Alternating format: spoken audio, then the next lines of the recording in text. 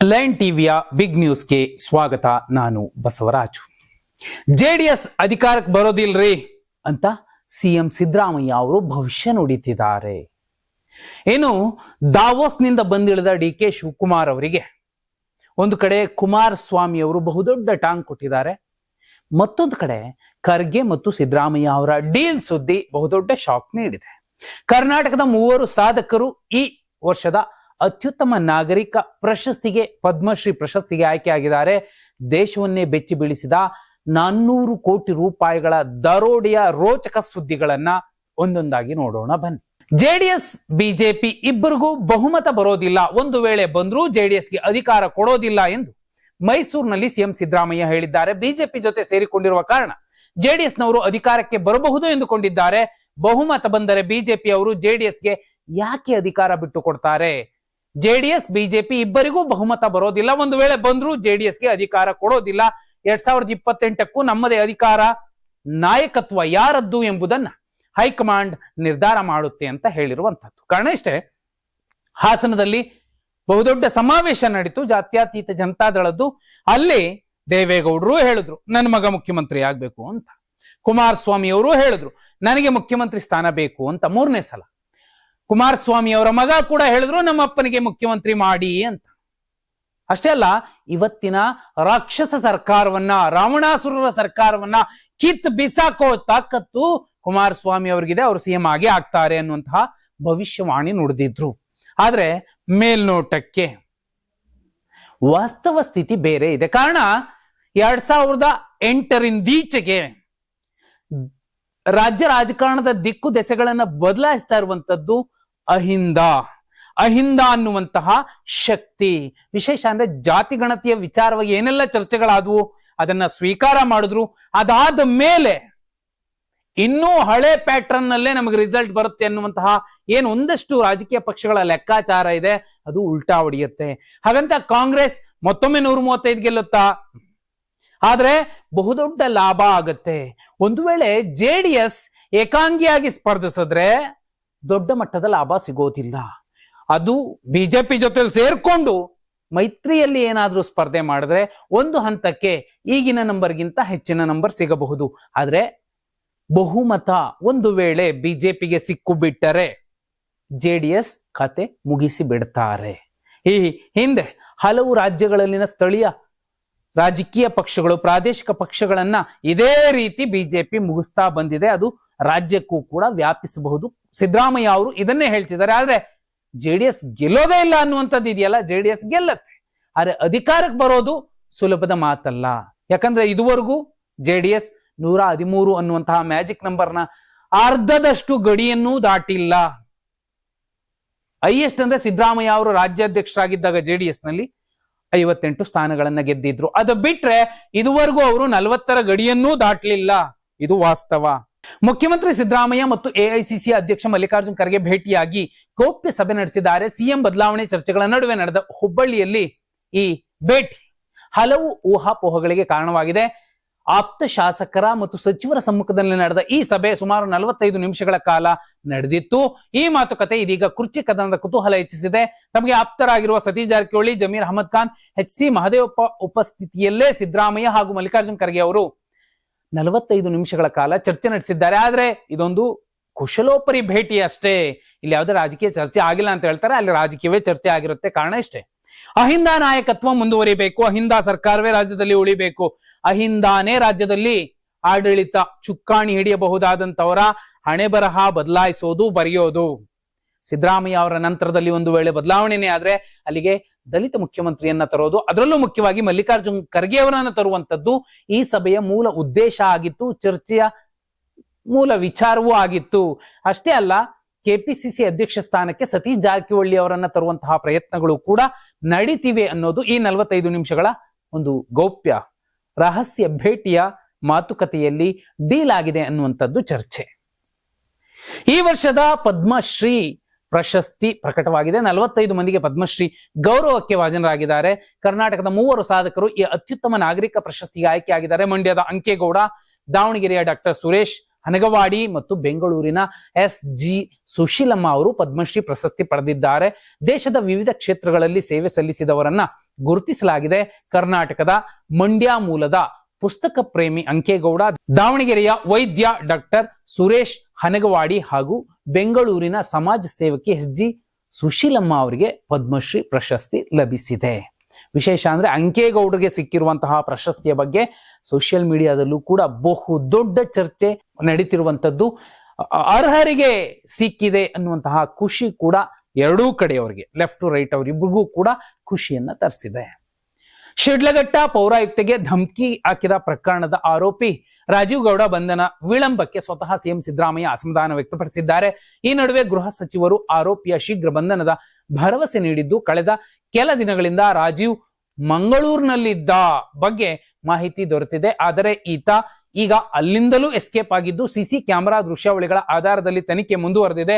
ಇನ್ನು ತನ್ನ ಮೇಲೆ ಪ್ರಕರಣ ದಾಖಲಾಗುತ್ತಿದ್ದಂತೆ ತಲೆಮರೆಸಿಕೊಂಡಿರುವ ರಾಜೀವ್ ಗೌಡ ಮಂಗಳೂರಿನಿಂದ ಬೆಂಗಳೂರಿನಲ್ಲಿರುವ ಸಹೋದರರಿಗೆ ಕರೆ ಮಾಡಿದ್ದ.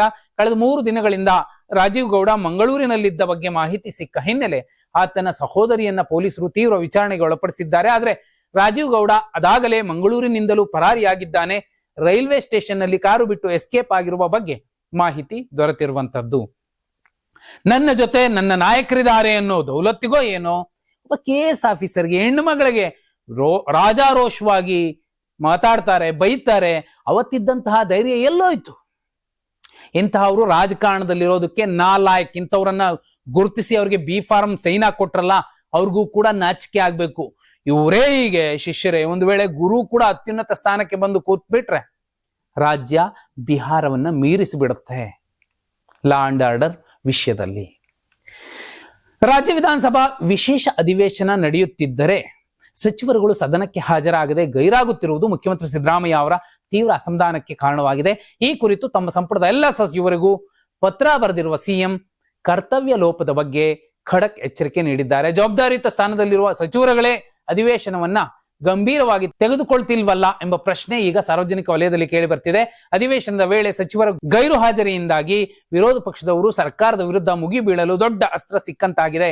ಸದನದಲ್ಲಿ ಸಚಿವರ ಅನುಪಸ್ಥಿತಿಯನ್ನ ಕಂಡು ವಿಪಕ್ಷಗಳು ತೀವ್ರ ಆಕ್ಷೇಪ ವ್ಯಕ್ತಪಡಿಸುತ್ತಿದ್ದು, ಇದು ಸರ್ಕಾರದ ವರ್ಚಸ್ಸಿಗೆ ಧಕ್ಕೆ ತರುತ್ತಿದೆ ಅಂತ ಸಿದ್ದರಾಮಯ್ಯ ಅವರು ಹೇಳಿರುವಂತದ್ದು. ಸಚಿವರು ಎಂತೆಂಥವರಿದ್ದಾರೆ, ಯಾರ ಬಣದವರಿದ್ದಾರೆ, ಯಾರು ಗೈರಾಗಿದ್ದಾರೆ ಅನ್ನೋದು ಕೂಡ ಮುಖ್ಯ ಆಗತ್ತೆ. ಸಿದ್ದರಾಮಯ್ಯ ಅವರು ಎಲ್ಲ ಸಚಿವರು ನನ್ನ ಸಂಪುಟದ ಸದಸ್ಯರು ಅನ್ಕೊಂಡಿದ್ದಾರೆ. ಆದ್ರೆ ಅವ್ರು ಯಾವ ಬಣದಲ್ಲಿ ಗುರುತಿಸ್ಕೊಂಡು ಯಾರ ಪರವಾಗಿ ಧ್ವನಿ ಎತ್ತುತ್ತಿದ್ದಾರೆ ಅಂತವರೇ ಸರಿಯಾದ ಟೈಮ್ಗೆ ಸಮಯಕ್ಕೆ ಕೈ ಕೊಡ್ತಾರೆ ಅಂದ್ರೆ ಸಿದ್ದರಾಮಯ್ಯ ಅವರು ಅಂತವರನ್ನ ಕಿತ್ತು ಬಿಸಾಕೋದು ಉತ್ತಮ. ಅಲ್ಲಿಗೆ ಸಭ್ಯರನ್ನ, ಅರ್ಹರನ್ನ, ಸಂಯಮಿಗಳನ್ನ, ಈ ನೆಲದ ಕಾನೂನುಗಳನ್ನ ಮತ್ತು ಸಂವಿಧಾನವನ್ನ ಗೌರವಿಸುವಂತವ್ರನ್ನ ತಂದು ಕೂರಿಸಿಕೊಳ್ಳೋದು ಉತ್ತಮ ಆಗತ್ತೆ. ಕೇಂದ್ರ ಸಚಿವ ಎಚ್.ಡಿ. ಕುಮಾರಸ್ವಾಮಿ ಅವರಿಗೆ ರಾಜ್ಯ ಸರ್ಕಾರದ ವಿರುದ್ಧ ಮಾತನಾಡುವ ಹಕ್ಕಿಲ್ಲ. ಕೇಂದ್ರ ಸರ್ಕಾರವು ಹೋರಾಟ ನಡೆಸಿದ ರೈತರ ಮೇಲೆ ದಬ್ಬಾಳಿಕೆ ಮಾಡಿದ್ದು, ಮೊದಲು ಅವರು ತಮ್ಮ ಸಚಿವ ಸ್ಥಾನಕ್ಕೆ ರಾಜೀನಾಮೆ ಕೊಟ್ಟು ಮಾತನಾಡಲಿ ಅಂತ ಕುಮಾರಸ್ವಾಮಿ ಅವರಿಗೆ ಕಲ್ಯಾಣ ಕರ್ನಾಟಕ ಪ್ರದೇಶಾಭಿವೃದ್ಧಿ ಮಂಡಳಿ ಅಧ್ಯಕ್ಷ ಅಜಯ್ ಸಿಂಗ್ ಅವರು ಹೇಳಿರುವಂತದ್ದು. ಪ್ರಧಾನಿ ಮೋದಿ ಮತ್ತು ಅವರ ಸರ್ಕಾರ ರೈತರ ಪರವಾಗಿ ಒಂದು ಉತ್ತಮ ಕೆಲಸ ಮಾಡಿಲ್ಲ. ರೈತರ ಮೇಲೆ ದಬ್ಬಾಳಿಕೆ ಮಾಡಿದ ಸರ್ಕಾರದಲ್ಲಿ ಸಚಿವರಾಗಿರುವ ಕುಮಾರಸ್ವಾಮಿ ಅವರಿಗೆ ರೈತರ ಬಗ್ಗೆ ಮಾತನಾಡುವ ನೈತಿಕ ಹಕ್ಕಿಲ್ಲ ಅಂತ ಹೇಳಿರುವಂತದ್ದು. ರಾಜ್ಯಪಾಲ ತಾವರ್ ಚಂದ್ ಗೆಹ್ಲೋಟ್ ಅವರು ರಾಜ್ಯ ಸರ್ಕಾರ ಮತ್ತು ರಾಜ್ಯದ ಹಿತ ಕಾಪಾಡುವ ಬದಲು ಕೇಂದ್ರ ಸರ್ಕಾರದ ಕೈಗೊಂಬೆಯಂತೆ ನಡೆದುಕೊಂಡಿದ್ದಾರೆ. ಸಚಿವ ಸಂಪುಟದಲ್ಲಿ ತೆಗೆದುಕೊಂಡ ನಿರ್ಣಯದಂತೆ ಸಿದ್ಧಪಡಿಸಿದ್ದ ಭಾಷಣ ಓದಲಿಲ್ಲ. ಕೊನೆಯಲ್ಲಿ ರಾಷ್ಟ್ರಗೀತೆಗೂ ಅವಮಾನ ಮಾಡಿದ್ದಾರೆ. ಇದು ಸಂವಿಧಾನ ಮತ್ತು ಪ್ರಜಾಪ್ರಭುತ್ವ ವಿರೋಧಿಯಾಗಿದೆ ಅಂತ ಆರೋಪಿಸಿರುವಂತದ್ದು. ಅಜಯ್ ಸಿಂಗ್ ಅವರು ಕುಮಾರಸ್ವಾಮಿ ಅವರ ರಾಜೀನಾಮೆ ಕೇಳ್ತಿರೋದು ಒಂದು ಹಂತಕ್ಕೆ ಸರಿ ಇದೆ. ಆದ್ರೆ ಮೋದಿ ಅವರು ರೈತರಿಗೆ ಏನೂ ಮಾಡಿಲ್ಲ, ಸಿದ್ದರಾಮಯ್ಯ ಅವರು ರೈತರಿಗೆ ಏನೂ ಮಾಡಿಲ್ಲ ಅನ್ನುವಂಥದ್ದು ಯಾರಾದ್ರೂ ಹೇಳಿದ್ರೆ ಅದು ತಪ್ಪಾಗುತ್ತೆ. ಇಬ್ರು ಕೂಡ ಅತ್ಯುನ್ನತ ಸ್ಥಾನದಲ್ಲಿದ್ದಾರೆ. ಒಬ್ರು ಪ್ರಧಾನಿ, ಇನ್ನೊಬ್ರು ಮುಖ್ಯಮಂತ್ರಿ. ಅವರವರ ಸರ್ಕಾರ, ಅವರವರ ಚೌಕಟ್ಟಿನಲ್ಲಿ ಅವರು ರೈತರಿಗೂ ಕೂಡ ಹಿತ ಕಾಯುವಂತಹ ನಿರ್ಧಾರಗಳನ್ನ ತಗೊಂಡಿದ್ದಾರೆ. ಎಲ್ಲೋ ಒಂದು ಕಡೆ ಅವ್ರ ತಂದೆಯವರ ಸರ್ಕಾರವನ್ನ ವಿನಾಕಾರಣ ಕಿತ್ತು ಬಿಸಾಕಿದ ಕುಮಾರಸ್ವಾಮಿ ಅವರ ವಿರುದ್ಧ ಕಟ್ಟು ಟೀಕೆಯನ್ನ ಮಾಡಿರಬಹುದು. ರಾಜಕಾರಣದಲ್ಲಿ ಬರುವಂತಹ ಸಾಮಾನ್ಯ ಟೀಕೆಗಳ ರೀತಿಯಲ್ಲಿ. ಟ್ರಾಫಿಕ್ ನಿಂದ ಹೈರಾಣಾಗಿರುವ ಸಿಲಿಕಾನ್ ಸಿಟಿ ಜನರಿಗೆ ಕೊನೆಗೂ ಕೇಂದ್ರ ಸರ್ಕಾರ ಬಂಪರ್ ಉಡುಗೊರೆ ನೀಡಿದೆ. ನಗರದ ಹೃದಯ ಭಾಗ ಮೆಜೆಸ್ಟಿಕ್ ನಿಂದ ಕೆಂಪೇಗೌಡ ಅಂತಾರಾಷ್ಟ್ರೀಯ ವಿಮಾನ ನಿಲ್ದಾಣಕ್ಕೆ ನೇರ ಸಂಪರ್ಕ ಕಲ್ಪಿಸುವ ಮಹತ್ವಾಕಾಂಕ್ಷೆಯ ಉಪನಗರ ರೈಲು ಯೋಜನೆಗೆ ಕೇಂದ್ರ ರೈಲ್ವೆ ಇಲಾಖೆ ಅಧಿಕೃತವಾಗಿ ಹಸಿರು ನಿಶಾನೆ ತೋರಿಸಿದೆ.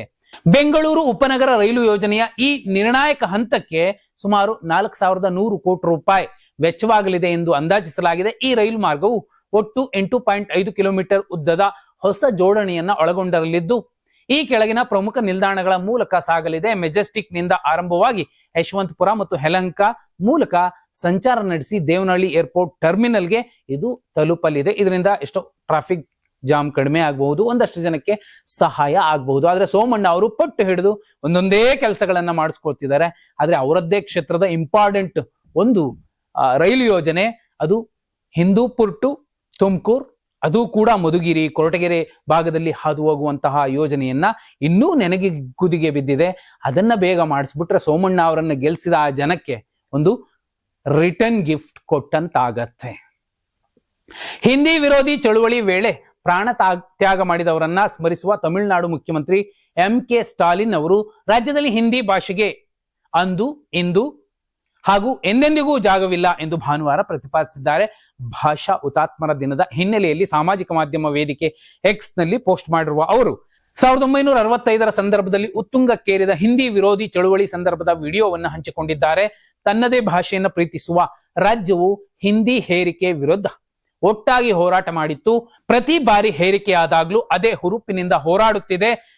ಈ ಮೂಲಕ ಉಪಖಂಡದಲ್ಲಿನ ವಿವಿಧ ಭಾಷೆಗಳ ಹಕ್ಕು ಮತ್ತು ಗುರುತನ್ನು ರಕ್ಷಿಸಿಕೊಳ್ಳುತ್ತಿದೆ ಎಂದು ಸ್ಟಾಲಿನ್ ಉಲ್ಲೇಖಿಸಿದ್ದಾರೆ. ದೇಶದ ಮತದಾರರಿಗೆ ಪ್ರಧಾನಿ ಮೋದಿ ಪತ್ರ. ರಾಷ್ಟ್ರೀಯ ಮತದಾರರ ದಿನದ ಅಂಗವಾಗಿ ಪ್ರಧಾನಿ ನರೇಂದ್ರ ಮೋದಿ ಅವರು ದೇಶದ ನಾನಾ ಭಾಗಗಳಲ್ಲಿರುವ ಮೈ ಭಾರತ್ ಸ್ವಯಂ ಸೇವಕರು ಮತ್ತು ಯುವ ಜನತೆಗೆ ಪತ್ರ ಬರೆದಿದ್ದಾರೆ. ಮತದಾರರಾಗುವ ಕ್ಷಣವನ್ನ ಹಾಗೂ ತಮ್ಮ ಸುತ್ತಮುತ್ತಲಿನವರು ಮತದಾರರಾಗುವ ಸಂದರ್ಭವನ್ನ ಸಂಭ್ರಮದಿಂದ ಆಚರಿಸಬೇಕೆಂದು ಯುವ ಜನತೆಗೆ ಕರೆ ನೀಡಿದ್ದಾರೆ. ಪ್ರಜಾಸತ್ತಾತ್ಮಕ ವ್ಯವಸ್ಥೆಯಲ್ಲಿ ಮತದಾರರಾಗಿರುವುದು ಅತ್ಯಂತ ಮಹತ್ವದ ಹಕ್ಕು ಮತ್ತು ದೊಡ್ಡ ಹೊಣೆಗಾರಿಕೆಯಾಗಿದೆ ಎಂದು ಪ್ರಧಾನಿ ಮೋದಿ ತಮ್ಮ ಪತ್ರದಲ್ಲಿ ಒತ್ತಿ ಹೇಳಿದ್ದಾರೆ. ಜೊತೆಗೆ ವಿದ್ಯಾರ್ಥಿಗಳು ಮತದಾರರಾಗುವ ಕ್ಷಣವನ್ನ ಶಿಕ್ಷಣ ಸಂಸ್ಥೆಗಳು ವಿಶೇಷವಾಗಿ ಆಚರಿಸಬೇಕು ಎಂದು ಪ್ರಧಾನಿ ನರೇಂದ್ರ ಮೋದಿ ಮನವಿ ಮಾಡಿದ್ದಾರೆ. ಪ್ರಿಯ ನಾಗರಿಕರೇ, ರಾಷ್ಟ್ರೀಯ ಮತದಾರರ ದಿನದಂದು ನಿಮಗೆ, ನಿಮ್ಮ ಕುಟುಂಬ ಮತ್ತು ಸ್ನೇಹಿತರಿಗೆ ಶುಭಾಶಯಗಳು. ಭಾರತೀಯ ಪ್ರಜಾಪ್ರಭುತ್ವದ ಬಗ್ಗೆ ಅಪಾರ ಹೆಮ್ಮೆ ಪಡುವ ಸಹನಾಗರಿಕನಾಗಿ ನಿಮ್ಮೊಂದಿಗೆ ಸಂಪರ್ಕ ಸಾಧಿಸಲು ನನಗೆ ಸಂತೋಷವಾಗುತ್ತಿದೆ ಅಂತ ಪ್ರಧಾನಿ ಮೋದಿ ಪತ್ರದಲ್ಲಿ ಬರೆದುಕೊಂಡಿದ್ದಾರೆ. ಬೆಳಗಾವಿ ಜಿಲ್ಲೆಯ ಖಾನಾಪುರ ತಾಲೂಕಿನ ಚೋರ್ಲಾಘಾಟ್ನಲ್ಲಿ ಖತರ್ನಾಕ್ ರಾಬರಿ ಗ್ಯಾಂಗ್ ಒಂದಲ್ಲ ಎರಡಲ್ಲ ಬರೋಬ್ಬರಿ 400 ಕೋಟಿ ರೂಪಾಯಿ ಹಣ ದರೋಡೆ ಮಾಡಿದೆ. ಭಾರತದ ದರೋಡೆ ಇತಿಹಾಸದಲ್ಲಿ ಅತಿದೊಡ್ಡ ದರೋಡೆ ಎನ್ನಲಾಗ್ತಿದೆ. ಪ್ರಕರಣದ ಬಗ್ಗೆ ಬೆಳಗಾವಿ SP K ರಾಮರಾಜನ್ ಮಾತನಾಡಿದ್ದು, ಮಹಾರಾಷ್ಟ್ರ ಪೊಲೀಸರು ತನಿಖೆ ಮಾಡುತ್ತಿದ್ದು ನಾವು ಸಹಕಾರ ಕೊಡ್ತೀವಿ. ಚೋರ್ಲಾಘಾಟ್ 3 ರಾಜ್ಯಗಳಿಗೆ ಸಂಬಂಧಿಸಿದೆ. ಇಲ್ಲಿ ಘಟನೆ ಆಗಿರುವ ಕಾರಣ ಯಾರು ಬಂದು ದೂರು ಕೊಟ್ಟರೂ ನಾವು ತೆಗೆದುಕೊಳ್ಳುತ್ತೇವೆ ಎಂದಿದ್ದಾರೆ. ವಿಶಾಲ್ ನಾಯ್ಡು ಎಂಬಾತ ನಾಸಿಕ್ನಲ್ಲಿ ಅಕ್ಟೋಬರ್ 22ರಂದು ಸಂದೀಪ್ ಪಾಟೀಲ್ ಎಂಬಾತನ ಕಿಡ್ನಾಪ್ ಮಾಡಿರುತ್ತಾರೆ. ಅಕ್ಟೋಬರ್ 16ರಂದು 400 ಕೋಟಿ ರೂಪಾಯಿ ಅಪಹರಣವಾಗಿದೆ. ಆ ಹಣ ಎಲ್ಲಿಗೆ ಹೋಗಿದೆ ಅಂತ ಪ್ರಶ್ನೆ ಮಾಡುತ್ತಾರೆ. ಈ ರಾಬರಿ ಆಗಿದ್ದು ಚೋರ್ಲಾಘಾಟ್ನಲ್ಲಿ ಅಂತ ಪತ್ರದಲ್ಲಿ ಉಲ್ಲೇಖವಿದೆ. ಈ ಕಾರಣಕ್ಕೆ ನಮ್ಮ ಖಾನಾಪುರದ ಸಬ್ ಇನ್ಸ್ಪೆಕ್ಟರ್ ಸೇರಿ ಒಂದು ತಂಡವನ್ನ ಕಳಿಸಿದ್ದೇವೆ ಅಂತ ಹೇಳಿರುವಂತದ್ದು. 400 ಕೋಟಿ ರೂಪಾಯಿ ಗೋವಾದಿಂದ ಬೃಹನ್ ಮುಂಬೈ ಮಹಾನಗರ ಪಾಲಿಕೆಯ ಚುನಾವಣೆ ಏನಿತ್ತು, ಆ ಚುನಾವಣೆಗೆ ಮತ್ತು ಸ್ಥಳೀಯ ಸಂಸ್ಥೆಗಳ ಚುನಾವಣೆಗೆ ಅಂತ ಬಳಸ್ಕೊಳ್ಳೋದಕ್ಕೆ ತಗೊಂಡು ಹೋಗ್ತಿದ್ರಂತೆ. ಅದನ್ನ ಹೈಜಾಕ್ ಮಾಡಿರುವಂತದ್ದು. ಬ್ಲಾಕ್ ಮನಿ ಸಿಗಬೇಕಾದವರ ಕೈಗೆ ಸಿಕ್ಕಿದೆ ಅಂತ ಅನ್ಸುತ್ತೆ. ಆದ್ರೂ ತನಿಖೆ ನಡೆಸಿದ ಮೇಲೆ ಈ ದುಡ್ಡು ಎಲ್ಲಿಗೋಗುತ್ತೆ, ಯಾರ್ದು ಅನ್ನೋ ಎಲ್ಲ ಪ್ರಶ್ನೆಗಳು ಬಂದಾಗ ಸಂಬಂಧಪಟ್ಟವರು ತೆಪ್ಪಕ್ಕೆ ಕೂತಿರ್ತಾರೆ. ಮತ್ತೆ ಅದು ಸರ್ಕಾರದ ಖಜಾನೆಗೆ ಸೇರತ್ತೆ. ಇದು ಇವತ್ತಿನ ಪ್ರಮುಖ ಸುದ್ದಿಗಳು. ನಾಳೆ ಕೂಡ ಪ್ರಮುಖ ಸುದ್ದಿಗಳನ್ನ ಸರಳವಾಗಿ ಸಮಗ್ರವಾಗಿ ಹೇಳುವಂತಹ ಪ್ರಯತ್ನ ಮಾಡ್ತೀವಿ. ಧನ್ಯವಾದ. ಶುಭರಾತ್ರಿ.